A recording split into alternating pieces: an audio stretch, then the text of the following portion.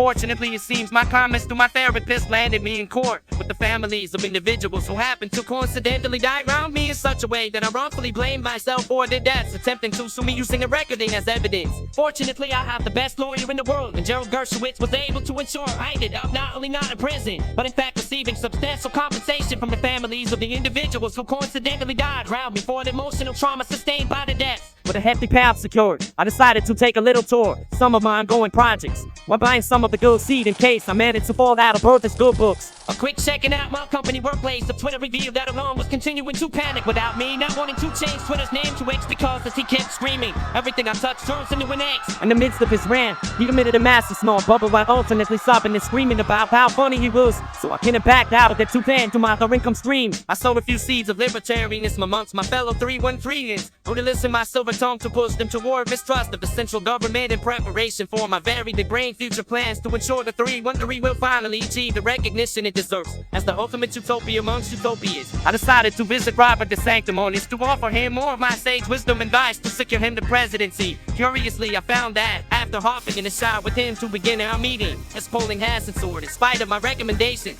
to lean into the issues my mother cares about. Therefore, I told him the only logical thing to do when something wasn't working was to claim to do a campaign relaunch and immediately double down and noodleless yet more imagery to show how align these to my mother's viewpoints and ideals. With this in mind, I had an advert release featuring people who claim he's from the depths of hell, which being that I'm assuming 90% of the American electorate is edgy 14-year-olds is probably an incredible strategy. I also advised him that he could maybe try being more chipper and positive, and he came up with the idea of putting a positive spin on slavery for schools, which seems like the kind of thing Americans would love universally. Finally, he insisted he should launch an investigation into what late, cause I found that one advert way back kinda annoying. And also I told him he should seek a grand jury investigation into the COVID vaccine, because one time I got a spoon stuck to my face and the only logical explanation is that I was magnetized by the vaccine. In this way, I'm confident that my advice will see him through to the presidency.